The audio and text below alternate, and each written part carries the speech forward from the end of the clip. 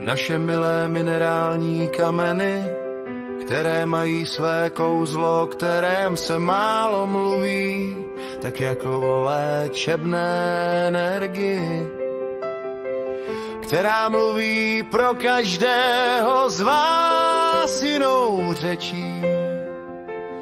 Ano, jo, je to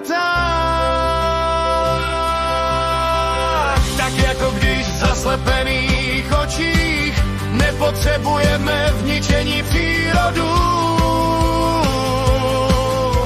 V nemoci jej hledáme v krystalové minerální pravdě je. Ano, jo,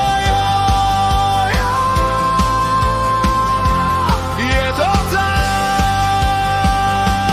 Každý minerál v kameni či v lidské částici, buď se i v naší přírodní, biologické, chemické rozmanitosti se v nás nachází.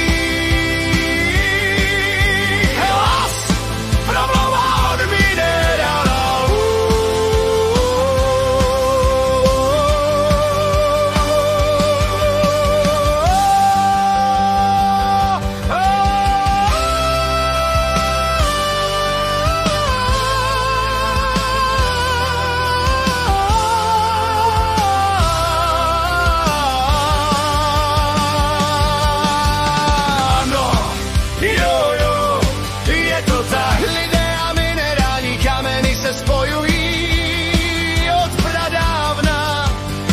Jedinečnými vibracemi, které mohou harmonizovat lidskou energii, podporovat zdraví. Emoce, láska, klid a sloužit jako symboly moci či štěstí, přičemž jej využívají jako šperky, amulety a duchovní.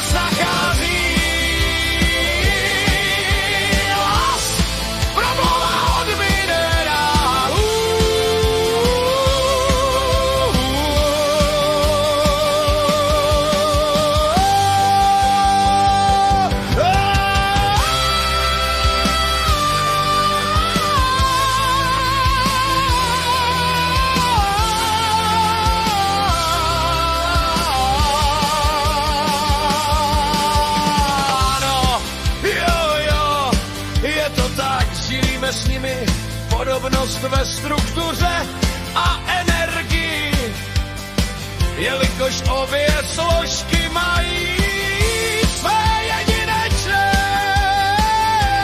frekvence, které se mohou